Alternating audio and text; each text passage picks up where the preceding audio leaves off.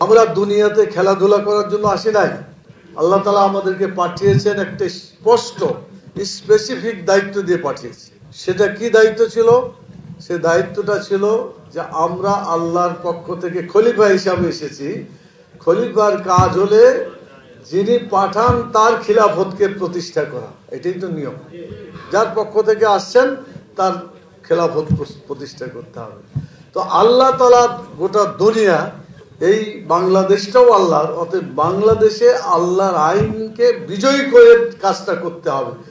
চেষ্টা করে, সর্বোচ্চ চেষ্টা করেই আল্লাহ তাআলার কাছে আমরা নাজাত পাবো।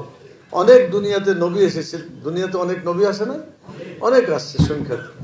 তো সবাই কি রাষ্ট্র কায়েম করতে পারছে? সবাই পারে না, চেষ্টা করে গেছে। কার সাথী ছিল 1 জন, 2 জন, 10 জন, হাদিসে এভাবেই পাওয়া যায়।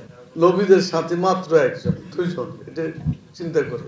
তো আমরা তো দাওয়াতি কাজ করলে 1 জন 2 জন না, তো আরো বেশি পাই না, পাই না? অনেককে আপনারা দাওয়াত দিয়েছেন, এখনো দাওয়াত দিলে আসবে। একটা সরকারের ধরন হচ্ছে যে তাদের ইচ্ছা মতো মানব রচিত মতবাদ দিয়ে রাষ্ট্র চালাবে। এতদিন তাই চালিয়েছে। আর বাংলাদেশ জামাত ইসলামী, ইসলামী ছাত্র শিবির সহ যারা ইসলামকে বিজয়ী করতে চায়, তাদের টার্গেট হচ্ছে মানব রচিত মতবাদ আর বাংলাদেশে চলতে দেওয়া যাবে না।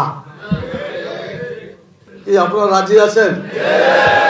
তো এই রাজি থাকতে হলে কিন্তু জীবনটাকে আল্লাহর কাছে বিক্রি করে দিতে হবে।